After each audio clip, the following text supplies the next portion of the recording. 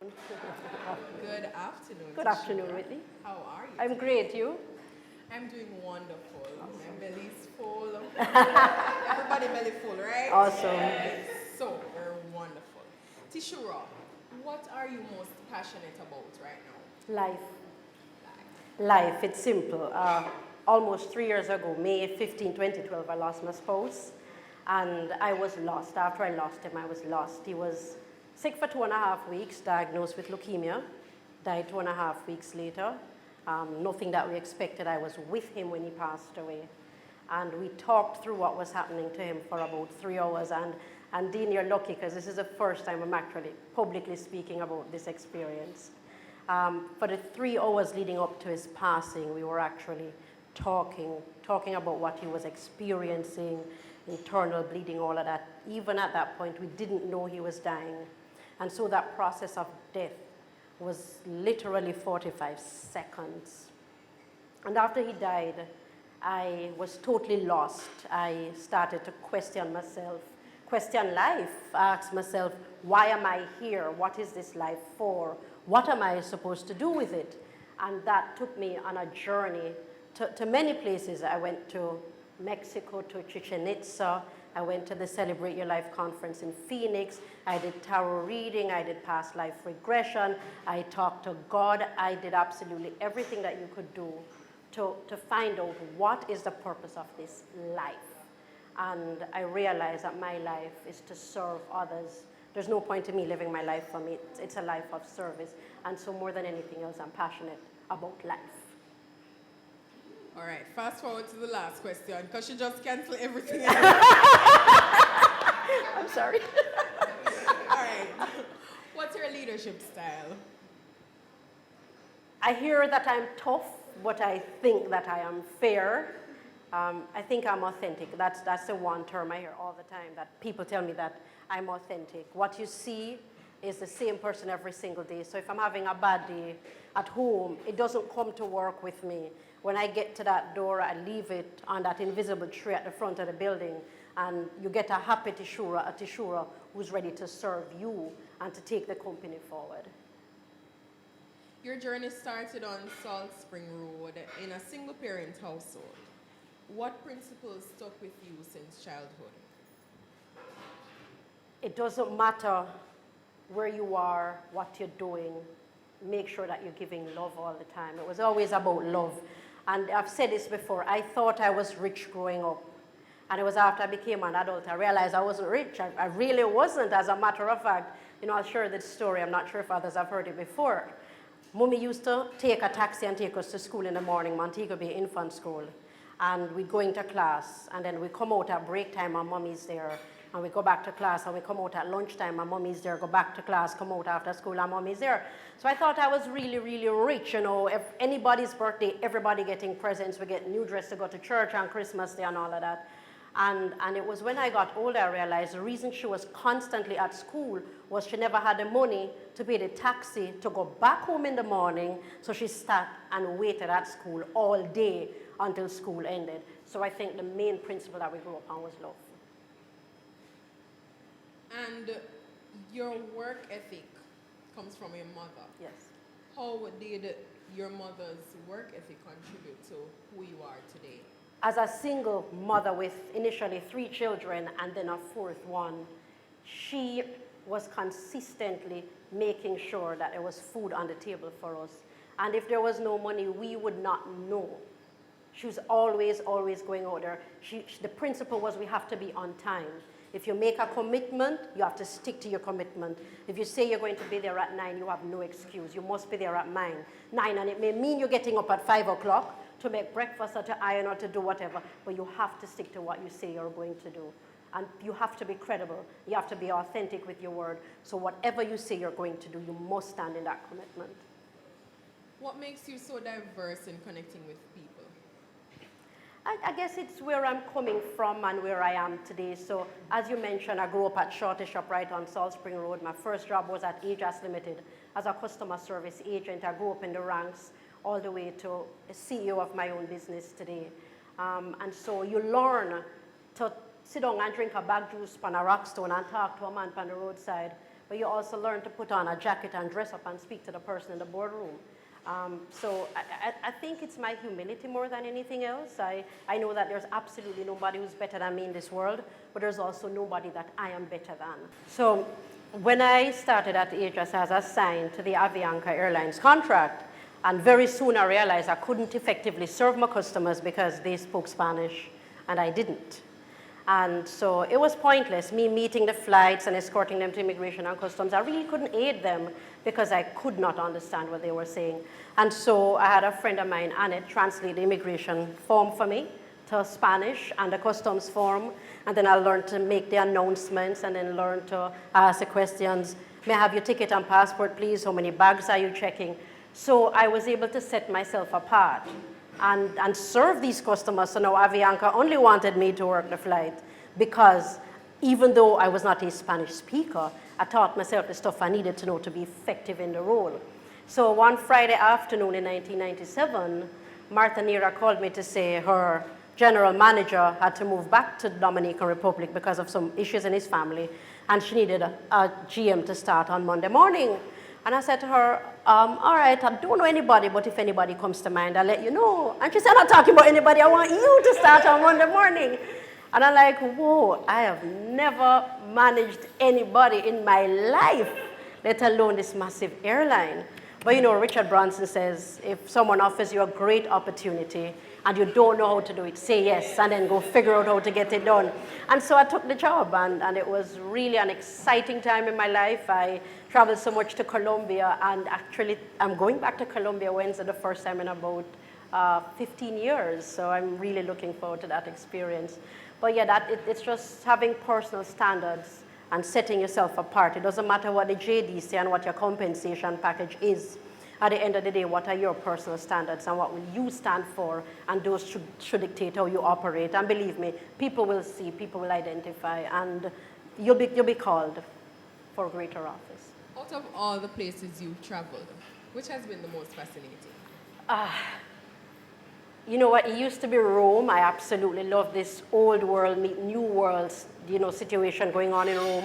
But I love Dubai. I think just Dubai is this little piece of creative thing going on, and I think it's absolutely amazing there. All right, so you moved on to US Airways and you served as station manager for several Caribbean countries. Tell us about this experience. So again, I never applied for the job at US Airways. I was actually offered the job, and it's interesting because I'd applied to Air Jamaica when Air Jamaica was opening their reservations office on Top Road. And I thought, you know, I was the greatest thing. I mean, I know customer service, I was a supervisor at Aegis, I was doing great. And I did the interview, and I know I knocked it out of the park, but I never get the job. And, you know, I was disheartened, I was despondent. I mean, I know I did good, but sometimes some things are not for you. And had I been offered that job and accepted the job at Air Jamaica, I wouldn't have gotten the job at Avianca, because it was about 2 weeks after not getting the Air Jamaica job that Avianca offered me that role. And sometimes when things don't happen the way you want it, just know that it's God preparing something else for you, and you just need to wait for him to act. But you asked about US Airways. So while I was at Aegis, US Airways started operation to Jamaica. I went on the training, but had a big, I don't want to say argument, something went wrong with me and my instructor. See, I was a very skinny 98-pound girl with a very strong voice. So if you don't see me and you hear my voice, you'd probably think I was a male. I mean, people hear me talk and thought it was my brother because I had a very rough voice growing up. And so I think my instructor thought I spoke to her harshly. And so she had called the station manager, Larry Burns, and told Larry that I was rude and I had to leave. I had to go back to Jamaica. And Larry said, no, not Tishura. I know Tishura, and Tishura would never be rude to you, so it must have been a misunderstanding. Sort it out. Anyway, when I heard that went down, I just never want to have anything to do with US Airways. So I came back to Jamaica, continued my job at Aegis, but refused to work US Airways. But it didn't stop me from addressing issues that came up about US Airways. See, I was a supervisor at Aegis, and while I wasn't working the flight, you know, they were contracted to Aegis. And so whenever they called, if they wanted anything done, while I didn't know how to do it, I know how to get it done. I knew how to get it done. And so if they wanted an audit done or anything, I'd say, sure, I'll get it done. What day do you want it by? And I'll get somebody to do it, and I'd deliver on it. So when they wanted a station manager for Jamaica, they asked me to apply for the job. And when I looked at that long sheet of paper and they wanted 10 years general management experience and MBA, which I didn't have at the time and all of that, I said, I wasn't qualified for the job, so I'm not going to apply. And I didn't. And after probably about 3 calls and them FedExing me the application forms, I said, you know what, fine, I'll just write it up for the sake of it. But I did not know that I would get the job because I didn't have any experience in that space, to be honest.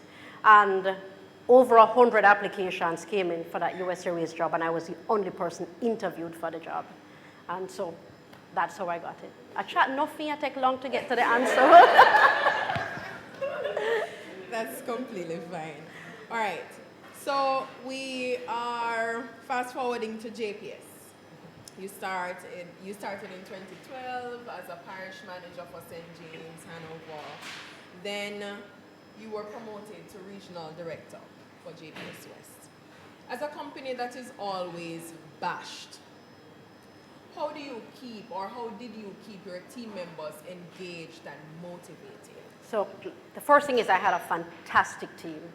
I've never worked in an organization with such educated people. And so the reality is, once you have a vision and you sell that vision and get them to align around that vision, you had nothing to worry about. And so they knew what the targets were. They knew what we were working towards. And it wasn't a matter of it was my target or it was corporate target. The target belonged to all of us, and every single person had a role to play. And this was communicated to them. So they were rewarded. They were rewarded for meeting those targets. And yeah, we had to bad them up sometimes when the targets weren't met.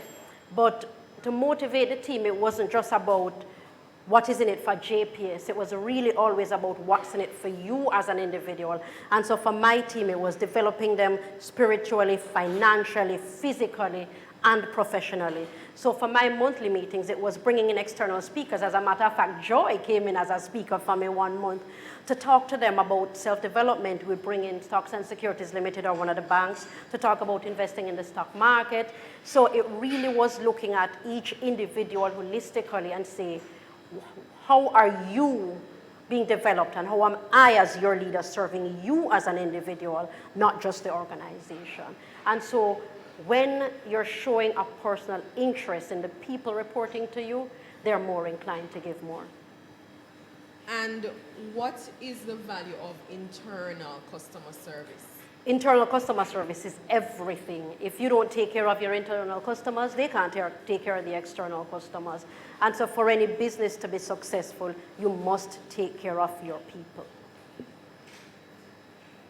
Why is accessibility and responsiveness so important in customer service? We are operating in a time where instant gratification, instant messaging, instant everything is available. And so customers want to know that they're being heard and they're being responded to. And so back in the day, 5, 6 years ago, we had a call center, and I knew the service I got being a customer to JPS. And when I came in, I wanted to make sure I changed that. As a matter of fact, I'll share with you, if you let me, how I got to JPS. I was sitting at my work at US Airways one day, almost 10 years in, and I knew it was time for something different. I'd grown, I was starting to manage Antigua, Barbados, St. Lucia, Jamaica. I came on at one point, did a stint in Puerto Rico at one point, but I was bored. I didn't want to relocate to the US, but I knew that there was no growth going up for me because I was at the top of it in Jamaica.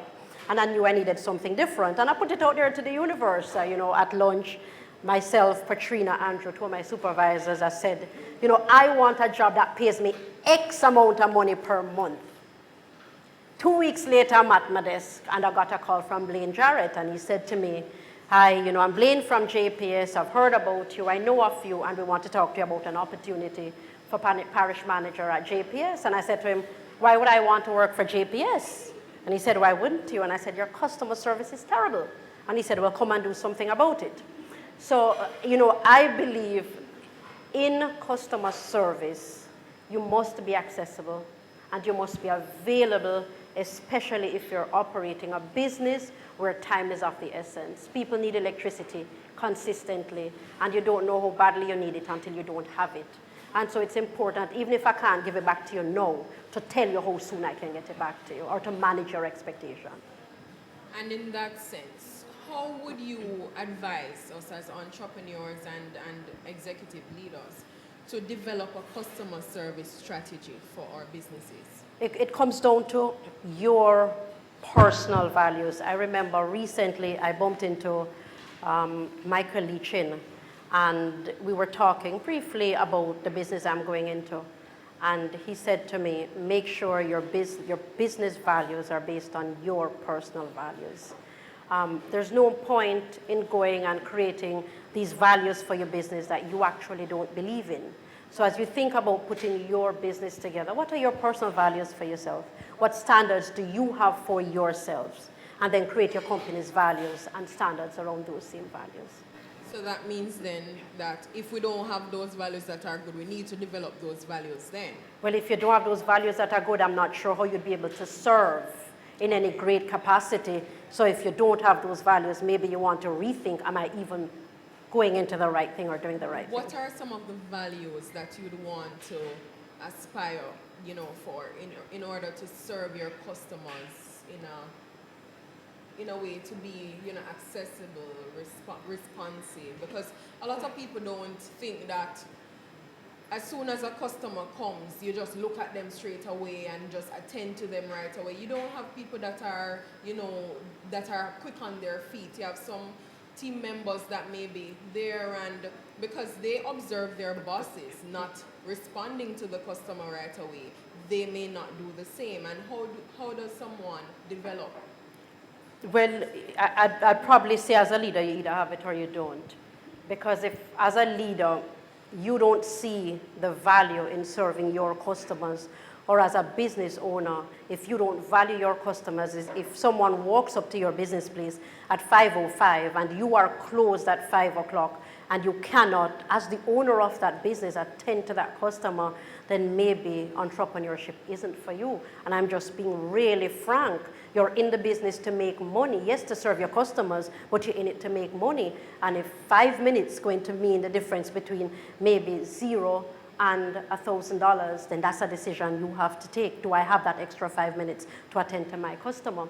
But there's the regular, be responsive, be loyal, be respectful, use a customer's name. Those are the regular things. But there are two things for me that are my core values when it comes to leadership. And I mentioned one before, authenticity. You have to be real. Customers want you to be honest with them. Even if you can't give them what they're asking for, if you're honest with them, it makes a difference. And it's as simple as saying, I am not able to help you at this time because, and state your reason. The other thing is love. Lead from a place of love. And we don't talk about love in the workplace enough. And I'm not talking about man-woman love and hug up, kiss up love. I'm talking about love for what you do, love for your business, love for your customers, love for your employees, love for yourself. And I'll stop with love for yourself for a second, because a lot of us don't love ourselves. And we don't love ourselves because we don't know how to love ourselves. And it's important that we learn how to love ourselves, because only when you truly love yourself can you impart love to others. It's important that we show genuine care to our employees. How many of us as business leaders know how many employees have children sitting GSAT next week? Well, it's this week, the week starts today. So how many of us really know how many of our employees have children sitting GSAT, and what are those children's names, and the pressure that those parents are under preparing the children for GSAT, and how are we managing those employees who are going through that stress?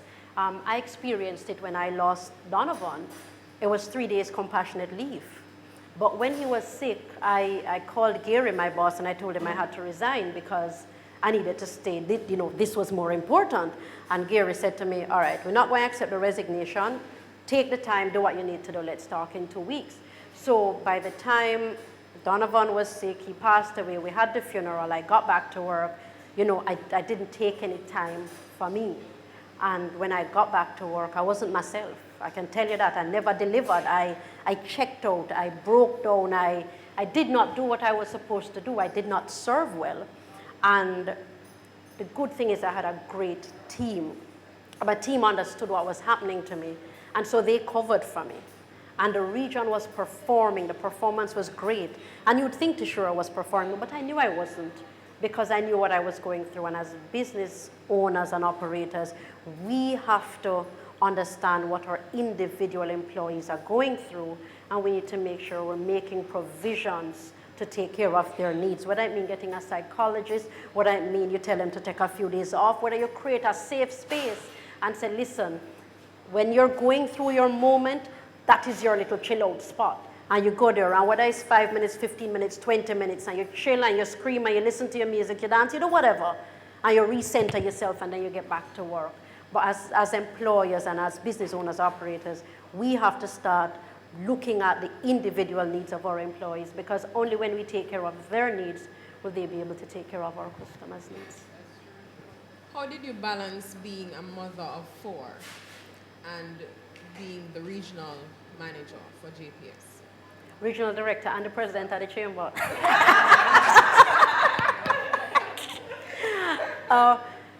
You know, I read a lot, I must tell you. I read a lot. I educate myself on what's going on in the industries as they change. And we don't no longer talk about work-life balance. We actually talk about work-life integration, because there is no separation. Your family is an extension of work, and work is an extension of your family. And so what is important is to have good people around you in all areas. So at work, I tell you, I had an exceptional team. And they delivered, they kicked butt, they delivered. And at home, I had a strong support system. So I had a live-in help at home, but my mom, who lives in Chicago, I could call her anytime and say, yo, mom, I'm under pressure, I need your help. And she'd be on a plane down here, helping with the children and that sort of thing. So it's critical that you have your core people around you, whether it's a neighbor who can prepare dinner so the children eat if you're having a rough day, or just somebody to take the kids to swimming or tennis or whatever, to balance out for you. But it's really integrating the two to make sure they work. And on the subject of your children, how do you develop and maintain that connection with them? Well, it's interesting. My almost 25-year-old, Carlisa is 24, will be 25 in 2 months. She comes home almost every weekend still. I think it's to do the laundry. I hope she's watching. I think it's to do her laundry, but the reality is she's home. And, growing up, they had certain books at home. I don't lend out my books. If you want a book to borrow, if you see me reading a book and you want it to borrow, I'll just buy a copy for you. I'm not lending you my book. So what they grew up around was, Don Miguel Ruiz, the 4 Agreements. They grew up around Conversations with God, and Neil Donald Walsh's. They grew up with Wayne Dyer. So the books that were in the house that they were drawn to and that they had to read put them on a certain path already. So she still comes home and she still calls me for advice. And when she's having pressure at work, she calls and she vents, and that's really good that, she can still do that with mommy. My almost 19 years old, Alejandra is 80, will be 19 in May as well. She's in Barcelona, second year business school, doing very well. And, I know I did something right when she calls to say, hey, mommy, can you get these 2 books for me, The Greatest Salesman in the World and The Alchemist? And I said, yes, I did something right. Those are the books she wants to read. So it's just getting them on that path. When DJ was about, Donovan, my 9-year-old, when he was about 2 years old, his daddy bought him a book. What's that book, Joy? Kiyosaki book about Rich Dad, Poor Dad. Yeah, Donovan bought him Rich Dad, Poor Dad when he was about 2 or 3 years old, and wrote in it to my son, So, I have that book locked up for him. I showed it to him when he turned 9, and I asked him to read it, and I realized he wasn't ready. And I said, all right, we'll talk about it when you're ready. But we play games like Cash Flow, so he starts to learn about investing in the stock market and buying stocks and bonds and real estate investment. So those are the sort of things we do at home during family time to make sure I'm developing them. Daddy isn't home, there's no daddy. I don't know how to be a daddy, so I'm just trying to be the best mommy I can be. And how did you bounce back when you lost your spouse? As I said before, it was really going inside. It was that journey that took me everywhere outside of me that led me back to realizing that, everything I needed to be who I wanted to be was inside of me. And, I think that just propelled me. I have to, thank Kelly Tomlin, who played an integral role in that as well as my mentor. She took me on a one-week leadership seminar in New York. I don't remember the name of the seminar now, but it really was that moment that, I realized that there was so much greatness inside of me and that I'm here for something more powerful than I was even realizing, and that I had to find that and I had to live that and be that. And so that just pushed me to the next level. If Donovan were alive, I'd never have gone up for chamber president because I'd want to be home and be a good wife. But, I just realized that he lived his life. He lived a great life. At the end, he said, baby, I have absolutely no regrets. I only wish I had more time with my family. And so he lived his life, and he lived a great life, and he did it his way, and it's my time to do the same thing. And part of this journey was you rediscovering your purpose and understanding more of what life meant to you. Can you share with us, what did you discover, as in what was your purpose? My purpose is in service, in service to others. But I also realized on the journey that in order for me to give more, I have to have more. So it's not a matter if I can give and give and give, and then one day it's done, I may not have no more to give, I may not have nobody to give me. So you have to continue replenishing. And JPS was a great company. I was well compensated, but I realized that there was something more for me. And I remember a year ago, I wrote my resignation letter. January, the year before I actually resigned, I wrote my resignation letter, and I gave it to my assistant, and I emailed it to her and asked her to just print it up for me and send it back. And she printed it and she said, "What is? What is?" And I said, "What it look like?" And she said, "Where you go?" And I said, "I have to go." And she said, "Where you go?" And I didn't have a good excuse. I didn't have a good reason. She said, "You're not going nowhere." She said, "When you come back to me and give me a good reason for you leaving, I will do it for you and let you go."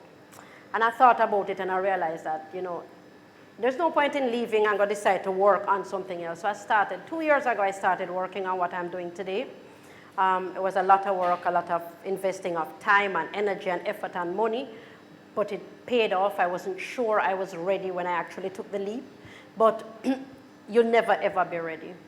There's always something that's going to be going on that make you think that you're not ready. And so I was coming back from vacation in January, and usually I take my vacations. It's important that you take your vacations. I give my all at work, and when I go away, I have to replenish and recenter and all of that good stuff.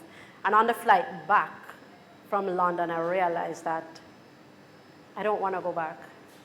I don't want to go back. This is it. And I went online on WhatsApp, and I WhatsApped my friend Pat, and I said to her, "Yo, I ate this and I'm gonna go back." And she said, "What you talking about?" And I said, "Work, I'm not going back." And she said, "What you mean? You're crazy." And I said, "No, I'm as sane as I can be." And she said, "What you gonna do?" And I said, "What I've been working on all along. It's time." I just knew it was time. And so I came back, and I handed the letter in, and I had no idea what I was doing. I mean, I knew what I was doing, but I didn't really know what I was doing. But I knew it was time. You feel it, you know when your time comes, you know when it's time for something different. And while I wasn't sure that all the dots were connected or everything was in place, I knew it was just that time. And it's so funny how God works. Sometimes he just wants you to say, "I'm believing in you for this," or "I'm taking that leap of faith. I'm going to jump." And when that plane landed, there was a message on my phone of someone wanting to speak to me about an opportunity to collaborate for the new business. And so I believe, had I not taken that leap of faith, maybe that opportunity wouldn't have come my way. That's awesome, actually. Thank you. Thank you. All right, I want to know, what does mentorship mean to you? Well, I think mentorship is important from both sides. For me, it's important that I have the right people mentoring me. We don't have to reinvent the wheel. There are lots of successful people out there, lots of people who got it right. And so it's important that you stay close to these people, whether it's through reading their literature or it's through talking to them. So I know I can call a Kelly and bounce off anything off her. When I was going up for president of the chamber, and all this thing was in the press and all this crazy stuff, and I called her and I said, Kelly, I can't do this thing. I mean, when I do it for me, not get no note, it's not going to worth my while, Why am I doing it? And she said, it's because there is controversy. That's why you must do it. And she said, what do I need to do to help you? So she's really, really been a great supporter of mine, a great mentor. But I've been fortunate along my path to come upon great mentors. And for that, mentorship at the other level is equally important to me. I think it's important for us who have done something right, who have gotten it right, to help the others and to share, for all of us in this room to share, because this doesn't happen often enough. And I commend Dean for putting this together, where fellow entrepreneurs or business people can come together and support each other and share our experiences so we can learn from each other. And if it is that you know someone who is a little, that person is worthy of being a mentor, or you may not know the person and you are able to reach out to them, how do you approach this person to say, I want you to be my mentor? Well, there's social media today. There's Facebook and Twitter and Instagram and all of that. So you can try that approach, or you can be quite direct. I've had people send me WhatsApp messages or Facebook messages to say, hey, I'd love for you to mentor me. But before I say yes, I have to ask some questions, What is it that you expect to get out of this? How do you see me supporting you? What are your dreams? What are your aspirations? What do you want to achieve? I remember a young man, I think he went to COMC, and he reached out to me after I gave a speech there. And he asked me to mentor him. And when I asked him what he wanted, I said to him, your dreams are too small. You need to dream bigger. I can't mentor someone whose dreams are that small. So let's talk about as big as the dream can be. What is that dream? What is that thing if there were nothing stopping you from achieving it? What would that thing be that you want to be? Let's start there. And so, if you try to be direct, everybody's number is available somewhere these days, so reach out to them. And on that note, you've been in the Montego Bay Chamber of Commerce and you're the president. What would you say to entrepreneurs and business leaders?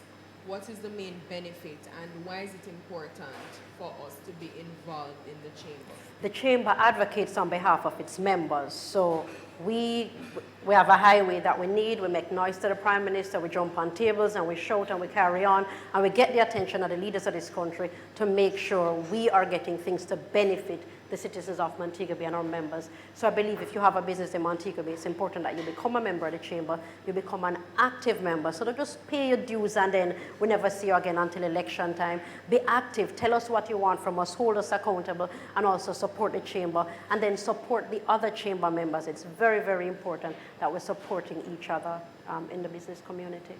What are some of the activities and events put on by the chamber that would be beneficial for us? Expo for one. So Expo is usually a biennial event. We're moving to annual this year. So you get to showcase your goods and your wares, your products and services to buyers and to other business operators. There is FAD that Joy did a successful job in hosting in January. This is where the professionals take to the runway and model. We show, yes, it's a fabulous affair. And it's something that, it's a nice little cocktail event, get to know each other, a nice, what we want to call it now. It's not a workshop, Joy, what is it? No, a nice opportunity to chat and get to know the other members of the chamber. Then there is our awards banquet that we recognize the outstanding businesses for the year. And on the same topic of the chamber, you have some people who may say only some people involved in the chamber. How do you dispel those rumors? Well, we saw that last year. We saw that change drastically last year, where a slate was presented to our membership, and when we got to election, that entire slate was thrown out, and a practically new board was elected for the chamber. And so if there are business people who are members of the chamber who are interested, election is next month. I think it's about the 27th of April. I'm not going up for re-election. So, there's going to be opportunities for president, vice presidents, and new directors. Why are you not going up for re-election? Because I don't think I'd be effective in the role. If I'm going to serve, I want to be able to give it my all. And taking on this new business, it has me traveling a lot. As a matter of fact, as I mentioned on Wednesday, I'm leaving for Colombia. And so I'm not going to be as effective in the role as I'd like to be. And so I'd rather not put up my hand in service if I know I won't serve well. What are some of the lessons learned in the corporate world that will contribute to you as a thriving entrepreneur? So it's interesting that when I started, I wanted to make it corporate, but entrepreneurship in the early stages isn't quite corporate. But what I've taken with me are some of the principles I've learned. So when I'm having my operations meeting, it's not just a regular meeting that we chat, whatever comes. There is an agenda, minutes are taken, there are action item minutes, and we hold each other accountable. So even if it's two people in the business, it's very important that we see it as a serious business. It's important that we work in the business so we are able to work on the business. So right now, I am working in the business, and it's going in at 7 and it's sometimes leaving at midnight, and it's fine because I used to do that all the time for the companies I work for. So it's time for me to do that for me. But we have to take it serious. We have to see it as a real business. It has to operate as such. There must be goals, and we must hold ourselves accountable for achieving those goals. And if we're not hitting those targets, then we need to find out why we're not hitting those targets, and we need to put plans in place to make sure that we're achieving them, because at the end of the day, it is a real business, and not just entrepreneurship. It is a business, it's there to make money, and we have to make sure that we're setting it in such a way. What I'd also like to say is, if it's a business that you are the business, and a lot of times we see this with the barbers and the hairstylists, you are the business, and you have to ask yourself, if something happens to me, what happens to the business? If I meet in an accident, if I get sick, if I can't go to work, who runs that business? And then you have to put that succession plan in place to make sure that there is someone there who can ensure the business is making money, even if you're not physically in the business. And why not another corporate position instead of entrepreneurship, since you know that it takes up so much work? At the end of the day, it's something that I want to do. At the end of the day, it's mine. It is my legacy that I will leave for my children. And, a lot of times we work in people's business and we allow them to get wealthy. And for me, it's focusing on my business to get me wealthy.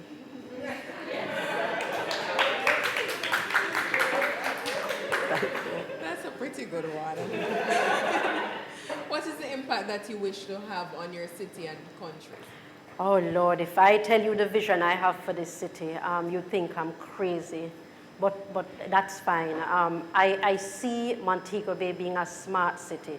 I see us employing technology to serve the city. I see us being crime-free. I see education playing a great role in how the city grows. And for that reason, we formed the I Love Mobi Foundation, and that foundation is going to take that social intervention direction in helping to move the city forward. And how can entrepreneurs contribute to the development of the city and the country? What I believe as entrepreneurs, you can't give if you don't have to give. So I think it's important that you work on your business to make money. And a lot of times we don't like to talk about money, but the reality is if you're in business and it's not a not-for-profit, and you're not in it to make money, then rethink why you're in it. But it's important that you work on your business to make your business successful. And a lot of times, I see friends with businesses and them deal with it, and I'm not being disrespectful, but them deal with it like a patty shop. And if they were working for somebody else, they'd be putting so much more into that other person's business. And so it's time that we see our businesses as real entities.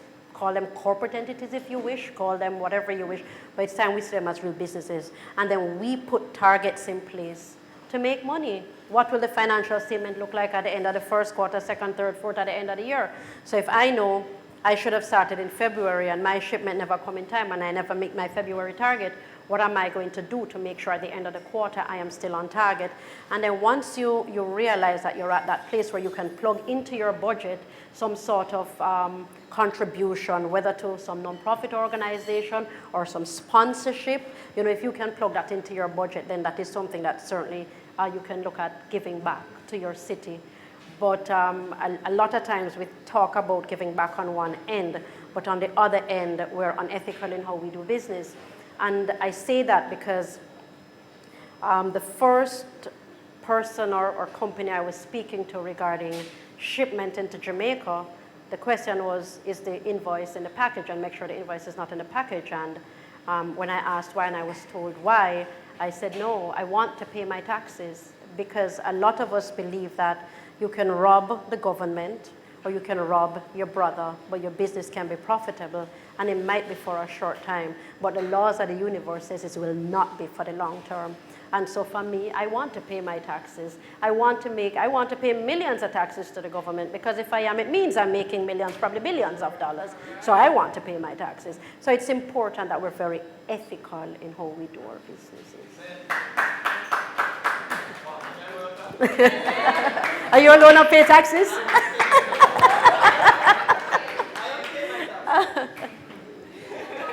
What about the people who are not clapping, who's the government unfair? No, but government might be unfair, but if the laws say this is what it is supposed to do, then that's the law. So if we want to challenge the law or we want to lobby for a change of the law, it's one thing. But if today that's the law, then that's what I'm saying that we should, yeah. And if you want to lobby, join the chamber. You can, yes, absolutely. So she once said that everything you need to know to fulfill your purpose and passion is already inside of you. Yeah. Tishura Gibbs, former regional director for JPS West, now CEO of Zimmer Co, a health and wellness distribution company. Tishura, thank you so much. It's been my pleasure. Thank you.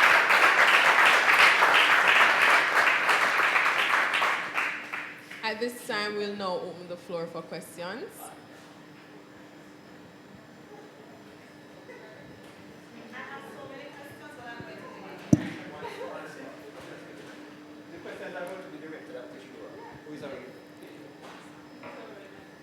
And one of my things is that I sat and I listened and I saw somebody who spoke with so much passion. And since taking over the Chamber of Commerce, because I'm a negative when it comes to the Chamber of Commerce, I hold no apologies about that, because I don't see what it was doing to help Montego Bay, a city that I am from. I mostly see persons who want to be a part of a society and they roll up and say, okay, we're members of the Chamber of Commerce, but not doing anything. So when you came along and I saw so many things starting to happen, and also the Isle of Montego Bay, I said to myself, there are so many other movements in Montego Bay that persons could join with. We have so many different clubs. We have Western Jamaica women doing so many mentorships, so many programs. Why is it that we always tend to want to reinvent when things are already out there that we can just join together with? And so we have a bigger body, and so the effect will be greater.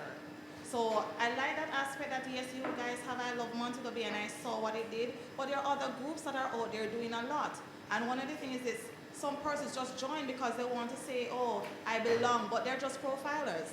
They're not doing anything at all. So it's sad that you're stepping down, but at the end of the day, you must know what it is that you want for yourself and what is it that you can give back. And so many persons are not like that. They hold a position and they know that they're not interested in it. They're not there 100%. So I just want to commend you on that. And once it is that you're not yet down from your seat as the president, right? There is a group called Western Jamaica Women. Yes. Dean has been a part of it in terms of motivating, giving, right? That's the group that I formed. And we have been going out there empowering and nurturing. So I'd like you to tap in on that as well, so that we can do better for Montego Bay instead of having different segments. And then the entire city is not met or reached because of our own selfishness. But we can pull together. So that's what I want to see happening for Montego Bay. So well done, congratulations on being an entrepreneur. And I'm sure other entrepreneurs here can plug in and maybe we can be wealthy in a year time, right, Dean? Thank you, Molly. Go ahead. Great comments. Just to clarify, I'm not stepping down. I've served my term. I'm just not going back up for re-election. But I'd just like to comment on what you've said about the different organizations and the partnership that we can get. And that's what I Love Mobe is about. I Love Mobe is actually about pulling on the experts that are already there and bringing those together. So I Love Mobe has partnered with Junior Achievement Jamaica to bring entrepreneurship to all ninth graders across Jamaica. We have partnered with Mobe United with their football, to bring youngsters into football. We've partnered with Jamaica Boxing Board of Control to roll out boxing in Montego Bay. So we're not reinventing the wheel. I don't have time to reinvent the wheel when so much great things are going on. But thank you for the offer, and we'll certainly tap into your organization to make sure we're pulling on the strengths that you have as well. Molly obviously have a few chips on her shoulder. Not even one, a few chips on her shoulder. Any other questions?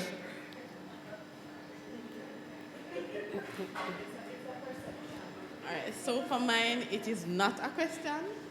It is a thank you to Shura. The path that I am currently on, becoming an entrepreneur, becoming a better person, becoming a better time management, with time management, it started with Tashura. I met her while working with Ocean Style. She came in for a meeting one evening and she gave me one piece of advice.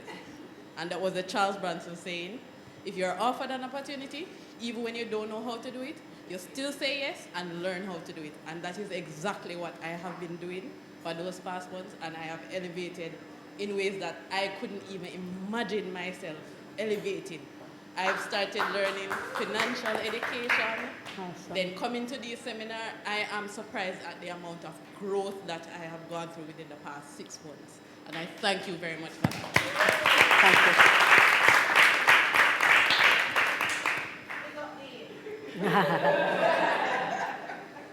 I'm interested in the name, the first name, and how you got it. My name is Tishura. It's a Hebrew name and it means gift. Second thing.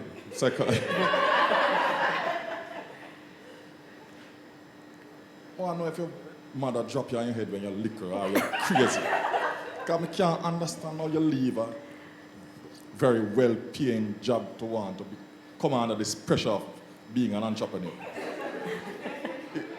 Is it that there is some knock that you get when you're small?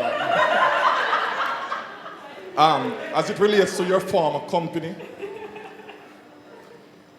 maybe you can guide my path. I had a complaint that I lodged. No, man, it's very short.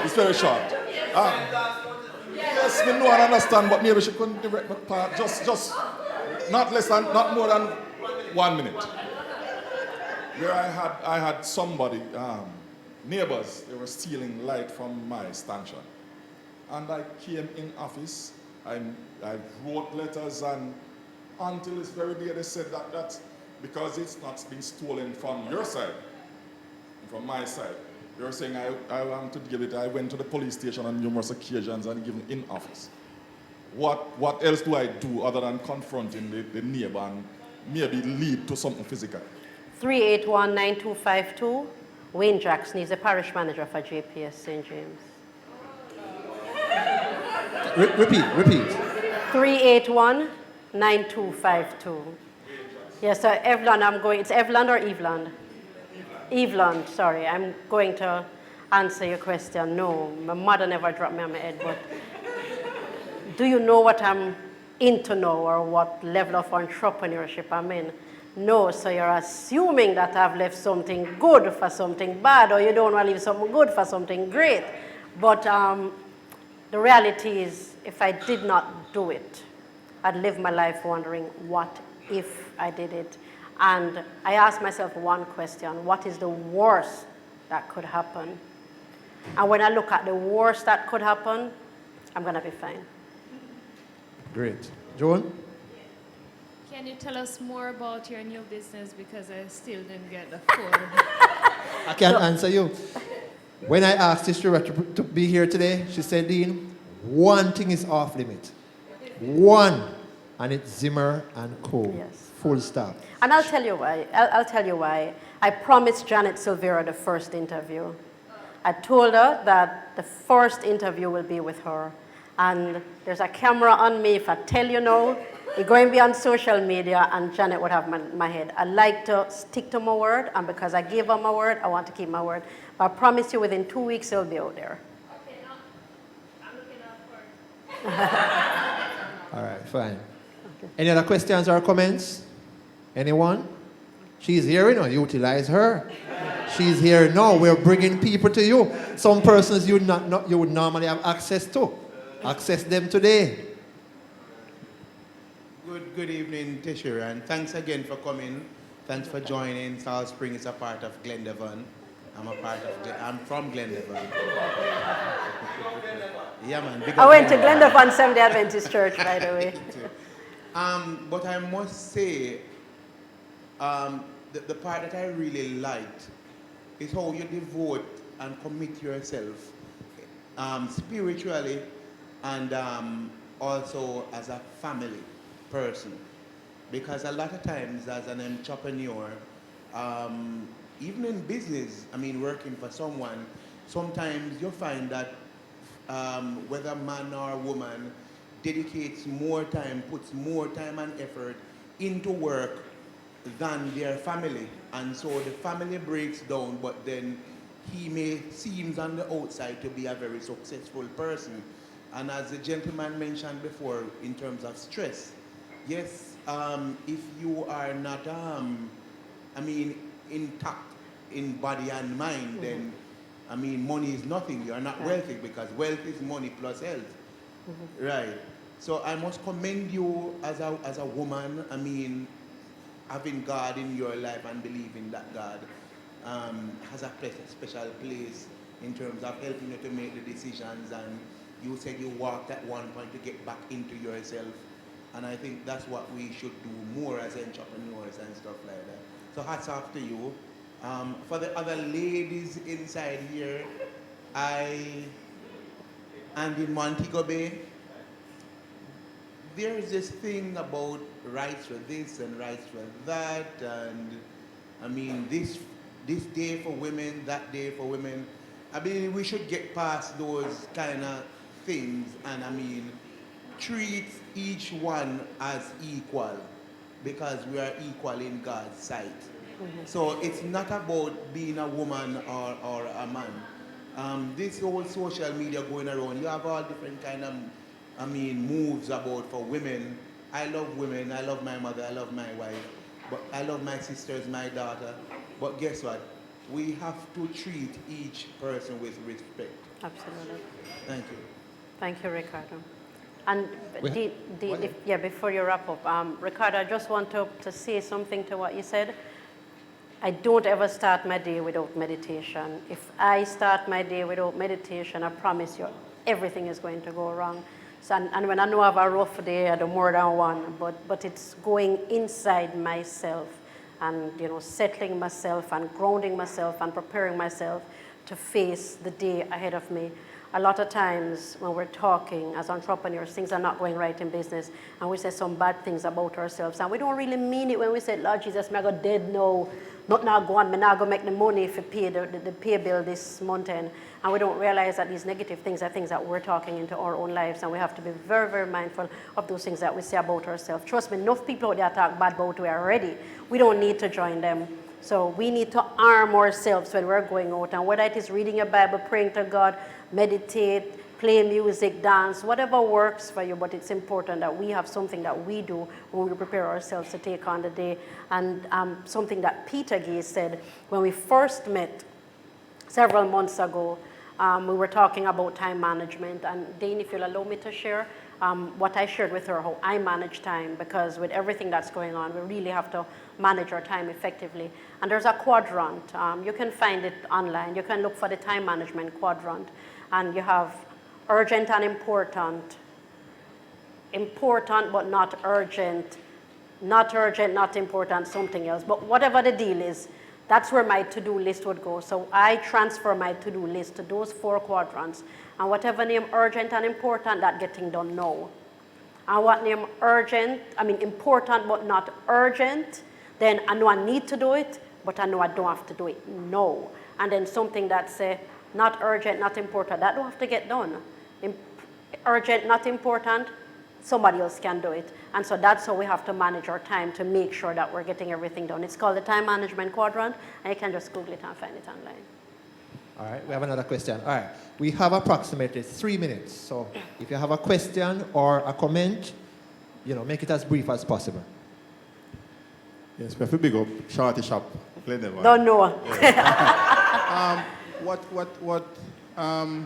are the benefits? Because I heard that you're bilingual. What are the benefits of having a second language? Oh, Alvin, really, really great. As a matter of fact, I will tell you one of the bad things first. So I'm actually, as I mentioned, going to Colombia for a meeting on Wednesday, and I've already said to the person I'm going to the meeting with, do not let them know I speak Spanish, because a lot of times they're in this negotiation and, them talking to themselves in Spanish, and they don't realize that, so that's the bad part of it. But the good part is that it really helps you, it pushes you forward, in the space where we are in Jamaica right now, in Montego Bay, predominantly, where there's so many Spanish speakers. It's good when we're able to communicate with them, and we don't necessarily have to be bilingual in the sense that we have to know everything in the language, but if you know how to communicate for the industry that you represent. So when I was in airline, I only knew airline lingo. I knew how to talk for hospitality, and then when I started to travel, I learned what I needed to say for my travels. But then when I had a Spanish boyfriend, I needed to learn many, many more things, so when I'm on the phone, I can know what I'm saying. But yes, it's really important for us and our children to speak a second language. Thanks. One word, globalization. It's as simple as that. It gives you a competitive advantage when you know the language. For those who travel, you go to Miami, that's all I hear. I know, Spanish. so they say really mean, but whatever they say, that is all I hear because I don't understand. And the reality is, we're in a global space. It gives you an edge when you are so, developed. Any other questions or comments? Nope. If that is it, Lady T, thank you so much. We appreciate you very, very much. Thank you, everybody. Appreciate it. And